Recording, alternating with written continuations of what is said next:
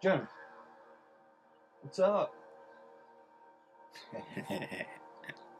This is speaking to my dog. Are eating, chowing down on her food right now. Looked out my window and she's just there with her face in her food. Good morning, everybody. Corey Anderson here. Today is, I believe, the 1st, if not the 31st. Let's see, October 1st. So, happy October, everybody. It is Sunday. We have church in a little bit. We're actually a little bit excited to go this week. Weren't entirely too excited to go last week, but we still went anyway. You know, it doesn't matter how you feel. You gotta do it. You gotta do it. I had seen a sign about 3 weeks ago that said, "You believe in God, but you don't go to church."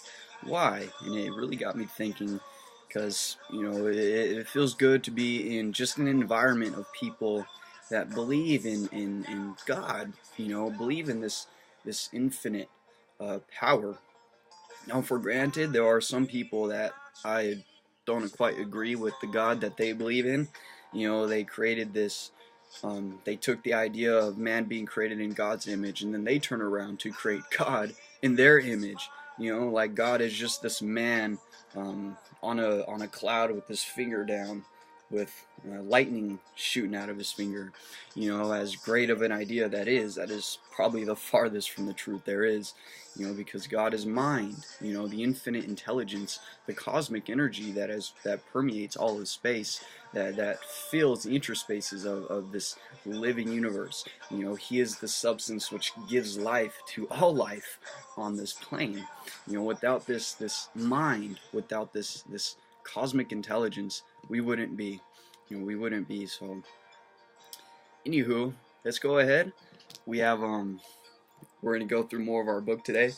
We woke up this morning to excellent, a lot of comments on a video. I put a video on my Instagram last night sharing apart from the Master Key System. I was sharing apart from part 24. They were talking about sound and how sound waves, that everything is nothing but vibrations and everything is nothing but energy. And the only reason why we see a cone is because of the vibrations that have produced this cone. The only reason why we see it as brown is because of the rate of vibration that is traveling per second through the ether. Scintillating at the core of this pine cone, this consciousness vibrating, creating the form of this pine cone. And we see it with our physical eyes. Our rods and cones pick up on it from the light waves that is being, from the energy, the waves that are the vibrations that is emanating from this pine cone, and then the physical part forms and shapes it into a certain fashion. It's formed and shaped in a certain form. I don't know what object we could say. We'll put object simply because it's a different rate of vibration. And then we see that sensation within the mind's eye, your third eye, your spiritual eye. Very cool. Very cool. And today it's a little bit chilly this morning, so we threw on our West Tech College personal training jacket that we got when we were going to school for training. I actually love this jacket. Absolutely love this jacket. It's cool. I was actually thinking about it when I put it on, just how I miss those days when I was going to school. It was by far one of the craziest journeys of my life. But it was so amazing, because that was really what marked and what made me realize what we are capable of doing. When we just get dedicated to something and just put our mind to something and just do it. Regardless of how we feel in those days where it's just nothing but just friction. And it's just like, damn, like, when is this going to stop, or when is it going to end? How long do I have to keep going? How long do I have to keep pushing through this thing? But you know what? That's life. That's how it's supposed to be. That's how things are. And if it wasn't like that, then there would be no resistance to be put on the mind, no resistance to be put on the soul. And then the soul would never grow. It would never have any reason to grow. And, it was an experience. A lot of things happen. It's an amazing story, and it's honestly from that experience as to why I am where I am today. So I'm thankful for it. I'm very thankful for it. reason I think about it a lot, I'll share a short story with you guys really quick, and then we'll just go ahead and get started with our book, because we don't want to make this too long before we get started with the real reason why we're even making this video. But when we were going to school for personal training, we man, it was just how badass we were, you know. We made the most gains, the quickest. We got the highest grades. We were there every single day while we were working a full-time job at the same time, while at the same time finding time, making time for ourselves to work out, while at the same time trying to make your own meals and cook your own foods, and just being disciplined and just staying on your diet, and then being in the gym 6 days out of the week for at least an hour and a half to 2 hours every single day. You know, learning everything you've learned from science and then putting into play with your physical body. You know, it's amazing. You know, you see people, they go out there, they take steroids, they take their supplements, they take all these things, and what you really need to do is you know, I'm just gonna leave it at that, because I'm no bodybuilder. I'm not a bodybuilder. That's not my goal. I'm not trying to get bigger. You know, I'm somebody that's built by science. You know, and I took all that science that I learned from NASM and I applied it to myself, and we got the most amazing results ever. It was just phenomenal. You know, just in 1 year we were able to lose 10 pounds of fat and gain 10 pounds of muscle and lose fat. You know, we not only got like in the best shape of our life, but you know, it was a journey, and it was amazing. And you know what? I was going through a point in my life that I had no choice but to do that, because if I didn't prove to myself that I was capable of doing something amazing, which I believe that I was capable of doing always, you know, that personal training experience was really an experience that pushed me to just go for it and manifest what I knew that I was. Because at that time, I was still with my last girlfriend. We were both going to school to be personal trainers. And 2 weeks after my 21st birthday, she broke up with me. You know, we ended up breaking up. And just like a few months after, because I still seen her every single day. We were together for 2 years. I lived with her for about 10 months in her family. I left my family to go with her family. I went from being just the youngest in my family to, you know, not really having so much responsibility, to being the oldest in her family and being the most responsible and having to be. So it was a big change. You know, it was a big change. I was put into an environment that just, I had to be different. You know, different responsibilities that I can say at that age I wasn't quite ready for. I didn't know how to be that responsible. You know, but, you know, we live and we learn. I wasn't perfect. I made a lot of mistakes in the relationship, but I don't feel that the mistakes I made deserved for me to for her to break up with me. You know, 2 weeks after I turned 21, 2 weeks after she just told me I was everything that she had ever wanted, and that for just a few months later for her to get with somebody else in the exact same class, some 33, 34-year-old ex-Marine that had just bought a brand new car and just lives by himself and all this and whatnot. And they would hold hands in front of me. She would rub his back in front of me. And they literally were making out in front of where I walked home. So it was all intentional. You know, she deliberately, intentionally tried to hurt me. You know, and just from that is the biggest reason why I've been single for so long. And I find it really hard for me to open up to people. And that's why I just focus on myself, because you know that you wouldn't deliberately just turn around and stab yourself in the back. You know, if I was going to do that, I wouldn't even be here trying to make myself better. I would be out there destroying people and their lives and ultimately destroying my own, instead of trying to make our lives better and trying to make your life better as well. Because you are a powerful creator, you know, and there's nothing that you can't do that you put your mind to. Because anything, when we could transmute what we have in the mind into the heart, into the hands, then we know that we have found the philosopher's stone, if you will, the reality of life. Very cool. With all that being said, let's go ahead. Let's move on to the next chapter. And I forgot to mention that I did bring it up with my Instagram. I had a lot of comments on the videos, and a lot of people were saying how fantastic this work was. you know, and it was a good thing to wake up to, because not a lot of people, you know, do work like this. So when you get some positive feedback, it just lets you know that what you're doing isn't entirely just worthless. You know. So, yet last night we read chapter 18. Let's go over chapter 19. So, regularity in all things, moderation in all things. To secure normal action among all the functions in the human system, perfect regularity in life, thought, and conduct becomes absolutely necessary.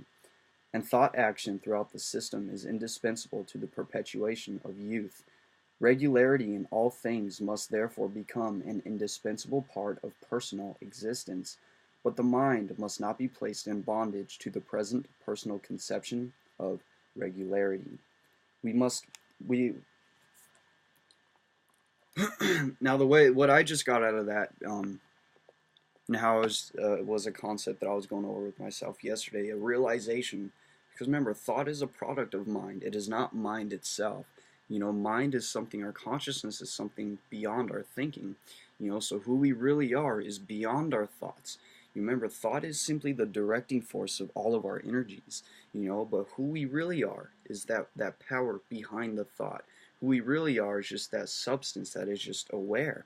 You know, still your thoughts and just be. What is that quote? Or what is that scripture? Be still and know that I am God. Be still and know that your consciousness is God. Your very consciousness that has created your that is responsible for your being. You know, that your I amness, your awareness. You know, this consciousness is the powerhouse. It is the powerhouse of thought and action. And when we're not placed in bondage to the present personal conception, when we're not placed in bondage to our present personal ideas, our personal thoughts, our personal realities of things, or our personal thinking towards things, then we'll become a normal, because we're you know, man, how is I'm trying to explain this? But the mind must not be placed in bondage to the present personal conception of regularity. You know, let's just use a race habit for example, that people start to form the conception of them getting old, and that conception places them in bondage, because their mind will begin to believe they're old. And what are we learning? That everything that's going on in the mind will express itself in the body. So when the mind begins to think old and feel old and become old, the body will invariably become old and be old, even though it's scientifically proven that the body renews itself every single year. Now I know that was wasn't exactly the simplest way to be explained, but I feel that really explained what he was saying right here. And when the personal mind becomes so thoroughly impressed with the idea that it is necessary to be regular, even to the second, it becomes practically incapable of acting outside of its own self-created groove of regularity, and will consequently prevent its own enlargement and advancement, because in a way the mind is always just focused on its own self-consciousness. The mind, however, that goes to the other extreme, disregarding all regularity, will create for itself a mental world that is not only chaotic within itself, but that is also completely out of harmony with the laws and principles of life. Now what he says right there is because, remember, the metaphysical, the mind has its own properties, and so does the physical. You know, if we're living too much in the physical aspect, we're going to be missing this aspect, the creative aspect. But if we're so focused on the creative aspect, we're not putting it into manifestation, then there's going to be a disconnect. There's going to be disharmony. And if we create for ourselves a mental world that is not regular, if our thinking isn't correct, then we're going to be living in a world that isn't real. We're going to be living in a world of fantasy, because it's not in accordance with the line of nature. You know, like video games, for example. Video games is nothing but a world of fantasy. It's not real.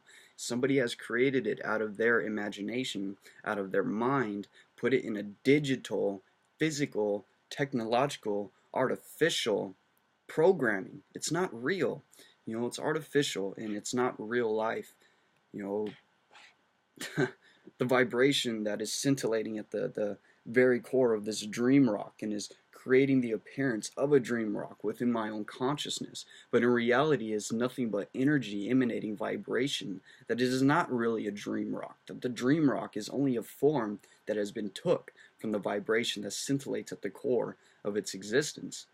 That's reality, and that's what we're here to learn, because it is a law, a principle of life. And to find the happy mean in connection with the rules of regularity, the mind should be trained to think that you can do anything, but the body should do only what present capacity indicates that it can do, and what it does should be done in moderation. Because our body is limited, but our mind is not. We can't fly in the body, you know, we can't just jump off and begin to spread our wings and fly, as awesome as that would be. We weren't physically made that way, you know, but we can fly in our mind. You know, we could create something that can fly, you know, like I want to say Wright brothers. I'm not exactly sure if that's their name, but the ones that created the airplane, that everybody told them they were crazy, and everybody told them that they were just, no. But you know what? They didn't listen to everybody. They listened to themselves. They believed in their vision and what was told and what they could accomplish. And they did it, and they made it happen, and now we could fly airplanes. The mind should be directed to expand constantly, to break bounds completely, and to transcend its own laws. But the body should not be called upon to act outside of its regular channels until the mind has established itself with a greater mental world. When the mind is permanently established in a larger mental world, the capacity of the body will begin to increase, and the old rules are no longer necessary, but the capacity of the body will not increase until the mental world has actually been enlarged. When a person simply thinks that he can do more than he does and proceeds to use the body in that greater undertaking, he fails, and the reason is found in the fact that the capacity of the human system does not increase the very moment we think we can do more. That he who thinks he can is true, but it is true in the sense that he who continues to think that he can will develop the power that can. Now I want to explain that in my own way too, because how true it is. It doesn't matter, because I just realized that from personal experience, because I had just started recently really getting back into the gym. I had just always just try to maintain my weight and where I was and all the progress that I made. But my focus had kind of shifted more towards this, because this is my real dream and this is what I really want to do, you know, to be able to teach people all of this. But you know, for some time I just put all my focus from just training me, working only on me, because I had started working as a trainer. You know, you put more of your focus on your clients, getting them their work and their progress, and then and then you just go and do your work on here, and just, you know, a light workout. The reason why I'm sharing this, because in my mind, you know, I could still think that I'm as fit as ever or as strong as ever, because I had been there to that point once, you know, and I remember the thinking behind it and where it was. But eventually, as I had stopped, my body, my physique was atrophying. You know, it was going down. I wasn't as strong as I was before. But in my mind, I still had the conception, the thought that I was. You know, and then when I would go doing my curls, then I realized that I'm already fatiguing, you know, when I'm not even close to as much I was doing before. It really makes you see the difference between the physical aspect and the mental aspect of who we are. You know, it's amazing, because we're these two. If we look through history, there's been so much science and so much argument between mind and body. Is mind and body one? Are they separated? Are they connected? Are they, you know? But they're both. It's like they're separated, yet they're connected, because we may think we could freaking bench 300 pounds, but our physique shows that we're not strong enough to do that, you know? And they say it's all in the mind, but I can't just consciously flip a switch and deadlift 600 pounds if I haven't been training for it. You know, it's different. You do hear stories of people, like a lady beat up a polar bear that had attacked her daughter or her child, or a lady that literally lifted up a car off of her kid. You know, there are those stories of just things happen of superhuman strength, but in cases like just I don't know, making a conscious decision to just do that, you need to train for it. You know, it's amazing. There's so much to think about in so many ways to look at it. This is why I can't just do this on my own. Why I need the help from others. I need other people's help. I can't do it on my own. When a person simply thinks that he can do more than he does, okay, we just read that one, to employ the faculties and the powers of the personality to their full capacity now, and then proceed to enlarge the mind, that is, to think that we can do more, is the proper course to pursue. To continue to enlarge the mind will cause the capacity of the personality to be enlarged, but the enlargement of the personal capacity is invariably an effect of the enlargement of the mental capacity.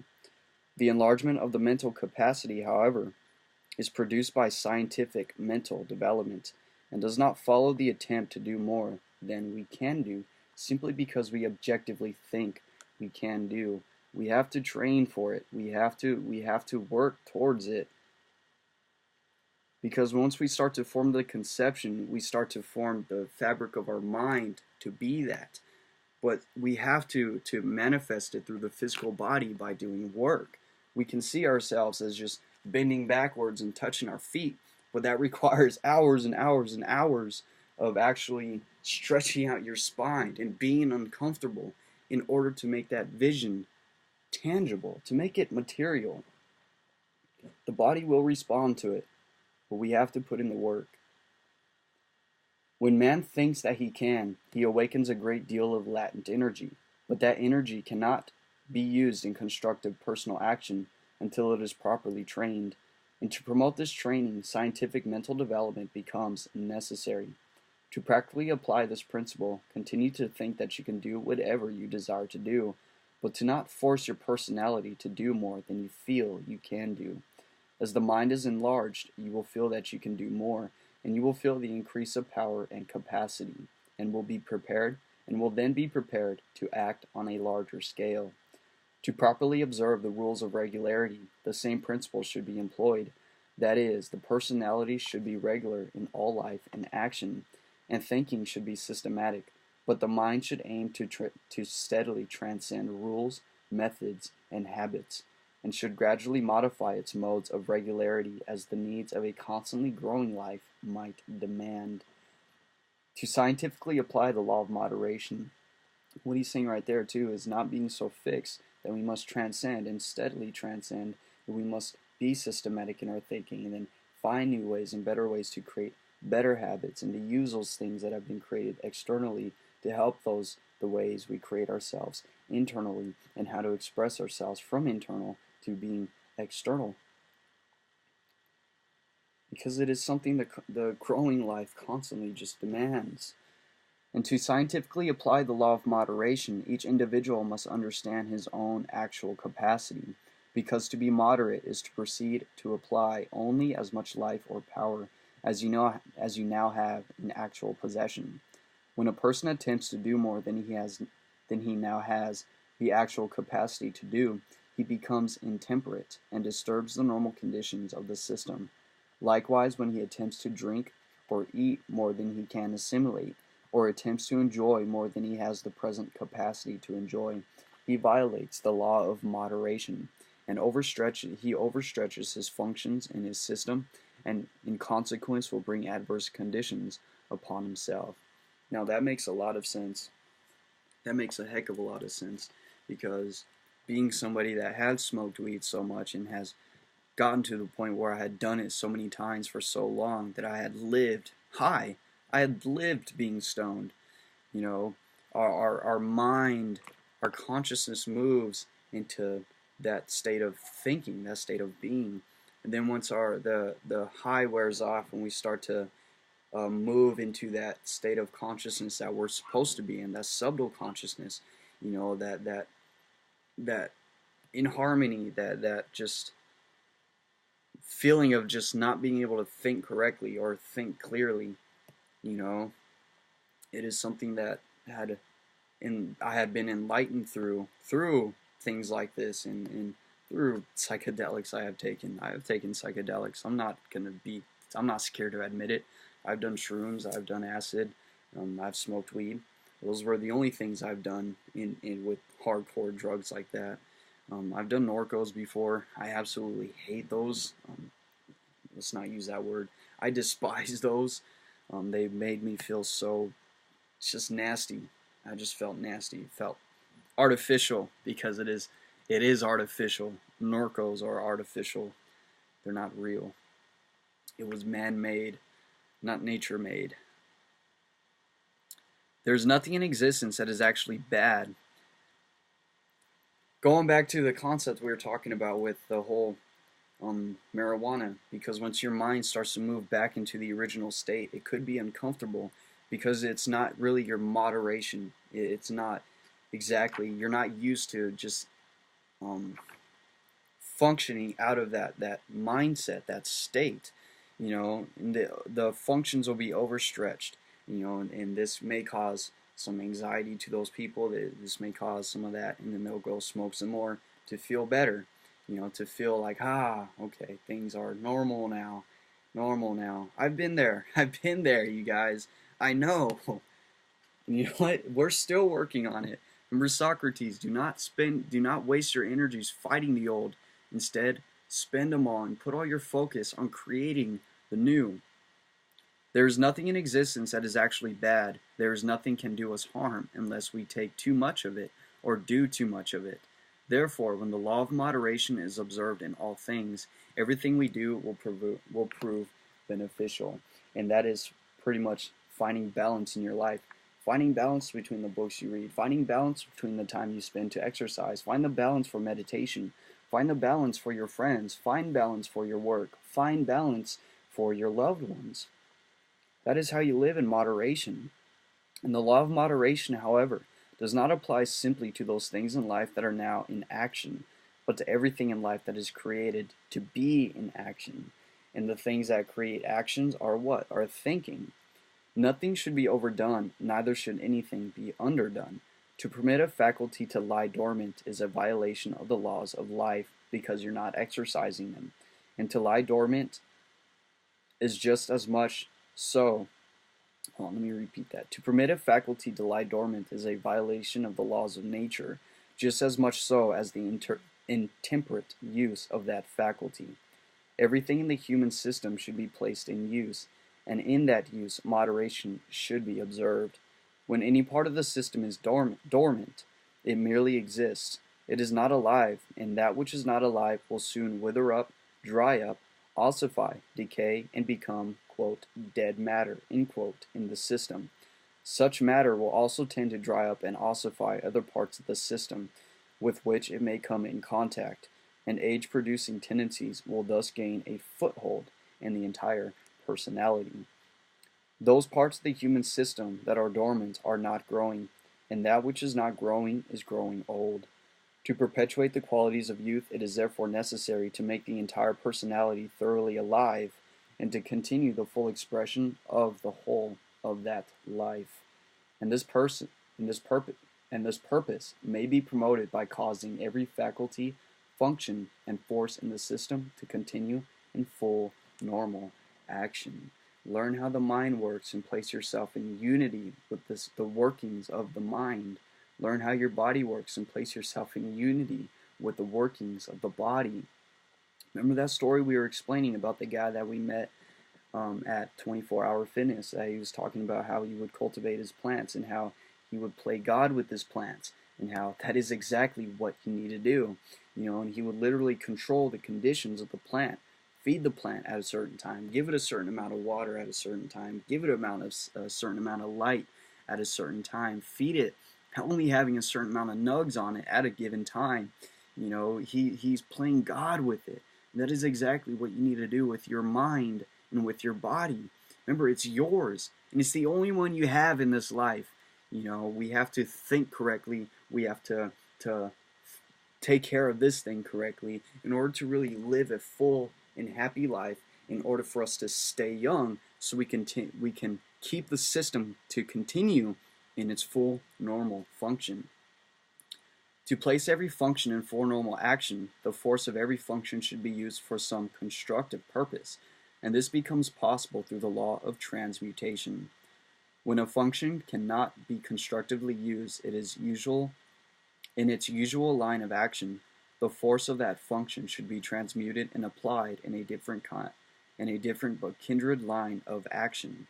To place all the forces of the system completely under the control of the mind that transmutation may take place at any time desired, the mind should frequently concentrate attention upon the subconscious side of every part of the personality, and should, during that concentration, place in the fullest possible action the finest forces at its command.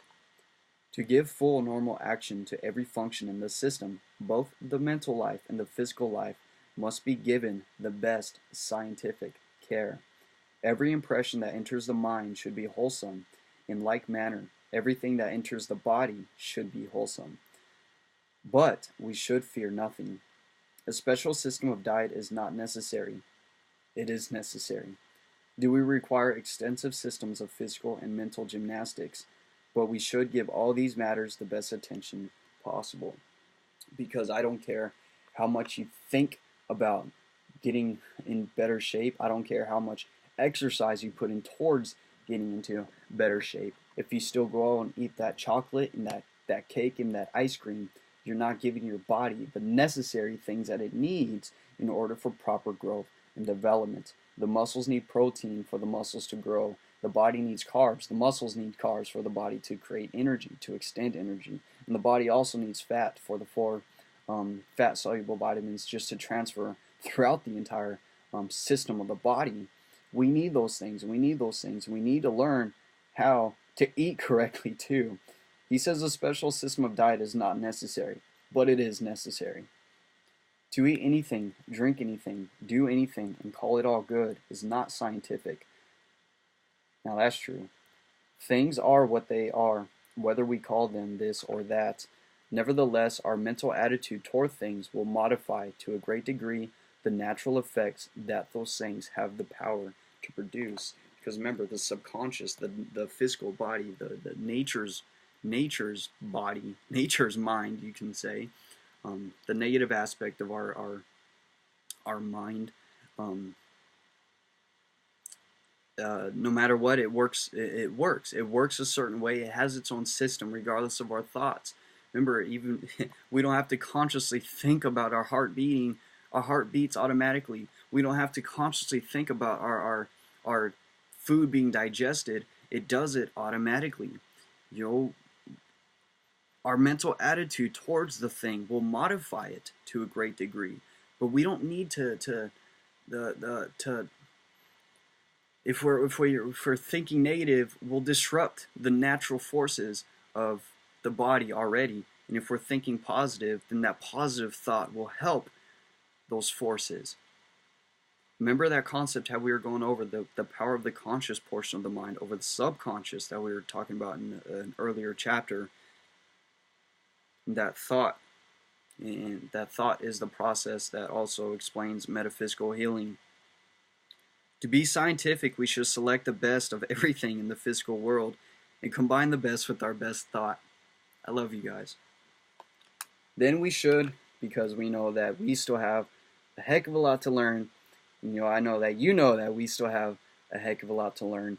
And to be able to explain this more clearly, it's going to take a lot of time, a lot of practice, a lot of effort. But one day we will be able to do it. We're going to get there. And it's going to be great. To be scientific, we should select the best of everything in the physical world and combine that best with our best thought. Then we shall secure the best effects both from the physical and the mental sides of life. And that is our object in view, to not let our thoughts interfere with the natural process that the subconscious already goes through by believing that we're not healthy. Your belief has a huge effect on you, if not the most effect on you. To be reckless in our eating and drinking and living, and then expect to neutralize undesirable effects with the power of thought, is to waste energy. But no person who is wasting his energy can stay young. To stay young, it is not only necessary to retain the energy we now possess, but it is also necessary to constantly increase the power of that energy. And this is readily accomplished when we live scientifically and aim to so live, and aim to so live that we are eternally living more.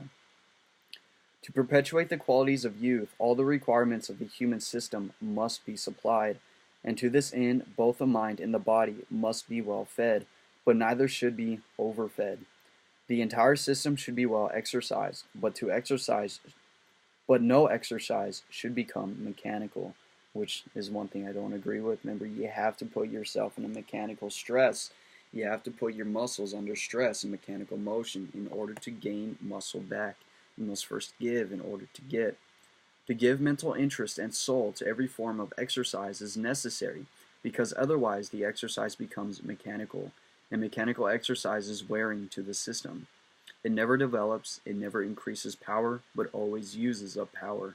It is never beneficial, but is always detrimental. The body requires a fresh physical atmosphere. In a like manner, the mind requires a fresh mental atmosphere. To breathe dead air is to weaken the life of the system, and when the power of life begins to decrease, the power of youth will begin to decrease also. But to think dead thought is to produce the same effect. To live in a dead, fixed, changeless, motionless, stereotyped mental atmosphere is one of the shortest of paths to uselessness and old age. Nevertheless, it is this sort of mental atmosphere that the great majority live.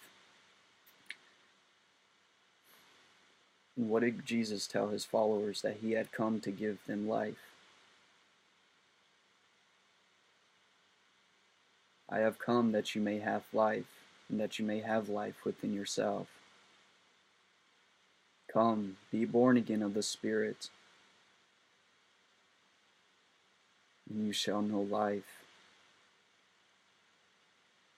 That the real life is the life within life.